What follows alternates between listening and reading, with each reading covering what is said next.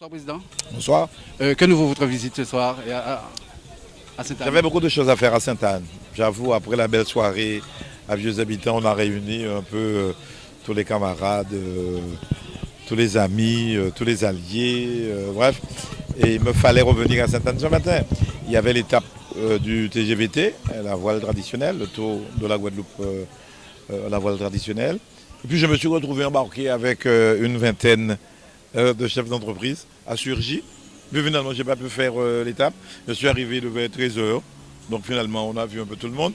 Mais hélas, encore que c'est bien. On a fini autour d'un repas. Voilà. Et donc, on a été voir le troisième match. On est resté sur la plage. Et puis maintenant, on finit sur le festival du graffiti. Il y a un nom précis, je crois que c'est Festival Caraïbes. Et j'avoue voir réunis ensemble et en même temps l'art de tous les graffiteurs, on peut dire ça comme ça, c'est assez impressionnant. C'est la maîtrise de... Au départ, comme tout le monde, je disais, mais qu'est-ce qu'ils veulent dire? C'est pas toujours compréhensible. S'ils appellent le lettrage, en fait, c'est la calligraphie, c'est les lettres qu'ils mettent. Là, il y avait un thème imposé, c'est l'environnement. La maîtrise de la technique. La compréhension de l'œuvre. Et on sait aujourd'hui que c'est devenu un art majeur. Ce n'est plus un art mineur, c'est un art majeur. Et si on devait en douter, le destin de, je crois que c'est Frédéric Basquiat à New York, c'est assez extraordinaire. Il y a d'ailleurs Ernest Pépin qui a fait un livre sur Basquiat. Il est d'origine, sa mère est d'origine haïtienne et son père portoricain. Il vivait à New York. C'est extraordinaire ce que ce gars a pu faire. Reconnu par tous les grands peintres, par tous les grands artistes, reconnu par le monde des galeries de New York, de l'Europe. Et puis il est mort un peu jeune, assez jeune, parce qu'il était dans la rue. C'était au départ du street art. Et aujourd'hui, c'est un art majeur. Donc, je me suis un peu intéressé à ça. J'avoue avoir des encyclopédies sur ça pour connaître les différentes écoles de ce nouvel art. Là, je ne pourrais pas commenter, mais de temps à autre, je regarde. La peinture a beaucoup évolué, il faut le dire. Moi, je m'intéresse aux arts. Je m'intéresse à l'art. Je m'intéresse à la culture. Et je dis que lorsqu'un pays n'a pas d'or, de pétrole ou de manganèse, peut-être qu'on peut trouver un développement par l'exploitation, au bon sens du terme, de sa culture, par le rayonnement de sa culture. Alors ça peut être de la littérature, du cinéma, l'art graphique, le graffiti, la peinture, la sculpture, bref, les arts vivants. Et c'est pourquoi on veut faire un conservatoire de musique, de danse et de théâtre. Alors on a refusé de faire un conservatoire des arts plastiques, parce qu'on a dit qu'en Martinique, il y avait, ils ont toujours d'ailleurs leur centre des arts Caraïbes. C'est pas la plupart de nos peintres sont souvent formés après leur passage ici, notamment au centre des métiers d'art à Pointe-à-Pitre, ils sont formés en Martinique. Parfois aussi ailleurs, en métropole et ailleurs. C'est pas la peine de répéter les mêmes choses.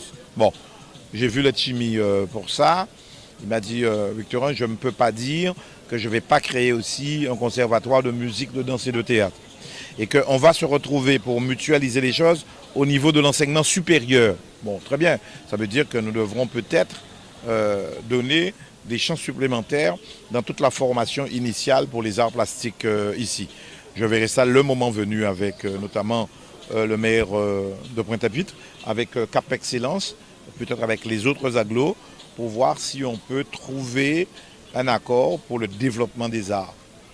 Je finis sur une chose, l'école développe, si j'ose dire, la pensée discursive, la logique, le raisonnement. L'art facilite l'épanouissement de la sensibilité. Je crois que mon petit pays a besoin de l'épanouissement de sa sensibilité. Ça peut être la musique, la danse, le théâtre, les arts comme ça, le sport. tout ça, de développer tous ces arts-là. C'est la raison pour laquelle je suis venu avec le maire Christian Baptiste qui est là, en lui disant, bon, ta commune, tu as trouvé un héritage compliqué, tu auras du mal à le faire si la région peut t'aider à faire des salles de spectacle. De dire Sainte-Anne, une grande ville, mérite une salle de spectacle. Bon, moi je mets les moyens que je peux, de dire je n'irai pas au-delà de 300 places. S'il veut aller à plus, bon, c'est à voir. Mais il ne faut pas faire de trop grandes salles qui ne sont pas rentabilisables, qui ne sont pas rentables. De dire qu'on va faire ces salles moyennes de 300 places, parce qu'au-delà, il y a beaucoup de normes, il y a beaucoup de choses un peu compliquées. On va faire ça, on pourra faire là des vernissages, donc de la peinture, on pourra faire de la musique, on pourra faire des discours, on pourra recevoir le troisième âge ou le premier âge, bref, on pourra tout faire, du cinéma, du théâtre, là. Et donc, l'épanouissement de la sensibilité à travers ou au travers de toutes ces disciplines. Voilà, je suis positivement impressionné par ce que j'ai vu. Voilà. Merci, président, merci. Monsieur le maire, c'est vrai, c'est juillet à Sainte-Anne, on ne peut qu'être comblé en voyant tout cet art, justement. Ah oui, c'est vrai. Je suis aussi impressionné. Impressionné parce que c'est l'art de la rue, street art. Et on a posé des questions, le président a posé des questions. Est-ce que vous avez fait une école? La majorité disent non. C'est l'expression d'une âme, c'est l'expression d'une vision intérieure, c'est l'expression d'une sensibilité profonde et forte. C'est ce qui m'impressionne. On n'a pas appris, ils n'ont pas appris sur les bancs de l'université ou dans une école, une façon de voir, une façon de passer un coup de crayon. Ça sort de l'intérieur, cette beauté intérieure, cette force intérieure. Et moi, lorsque je vois cette transcription de l'intérieur sur un mur, parce qu'il faut quand même, ça a une certaine échelle. Je dis, on fait un dessin, d'ailleurs, on nous l'a dit. On peut faire un dessin, on dessine très bien. Mais le transposer, le transcrire sur un mur, ça suppose une vision, une grande vision. Une grande vision. Et une grandeur d'âme, une grandeur de cœur. Et pourtant, ils n'ont pas appris de la géométrie pour peindre, je veux dire, des distances, ça sort de l'âme. Et c'est ce qui m'impressionne. Donc, au-delà du fait que cet art est beau, cet art permet effectivement d'embellir la ville, mais c'est aussi un facteur d'insertion sociale et professionnelle. J'ai cru comprendre qu'il y a beaucoup d'artistes qui se sont forgés, qui se sont insérés dans la vie professionnelle, dans la vie sociale, avec justement cette volonté et ce don qu'ils expriment alors qu'ils ne l'ont pas appris par ailleurs de façon académique. Et ça, je trouve ça impressionnant. Et en plus, c'est beau. C'est beau, c'est dans la rue. Je veux dire que c'est ouvert à tout le monde. C'est vrai qu'en retour, il n'y a pas une rémunération, c'est pas comme une toile, c'est pas comme une peinture qui prendra de la valeur dans le temps. C'est pas ça. Et derrière ça, et c'est là où on voit, et c'est sans compter. Ils le font sans compter, c'est parfois sous le soleil, parfois c'est peut-être sous la pluie. Et tout le monde peut en profiter. Donc, à mon avis, les institutions doivent, ils le font déjà, la région le fait déjà, parce que nous avons le mur près de la Vierge. Bon, c'est un artiste qui l'a fait avec un contrat de la région. Nous aurons bientôt, un peu partout, bientôt il y aura un mur du côté du lycée, c'est à travers la région. Et c'est ça, je pense que ces artistes-là doivent trouver un dispositif vraiment pour les accompagner, parce que c'est vrai que derrière, c'est beau, tout le monde voit, mais il faut quand même aussi qu'il y ait une reconnaissance, une certaine reconnaissance qui soit encore plus valorisante. C'est déjà valorisant, bien sûr, ce qu'ils font, c'est très valorisant. Mais donc c'est la raison pour laquelle la ville de Sainte-Anne, effectivement, n'a pas manqué à permettre qu'il y ait ce final du festival de Gravity. Et nous voulons aussi inscrire dans notre schéma, dans notre volonté, un vrai parcours du graffiti. Le visiteur qui vient à Sainte-Anne, il doit pouvoir se dire, voilà, je viens à Sainte-Anne, mais je ferai un circuit pour découvrir. Et derrière ça aussi, parce que tout s'enchaîne. Hein. Tout à l'heure, un artiste a dit, alors le thème c'est la biodiversité.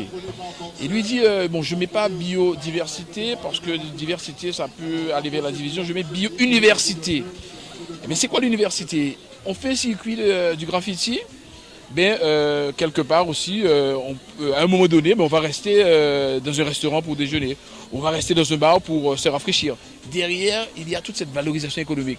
Les acteurs économiques peuvent en profiter. Donc c'est tout un système.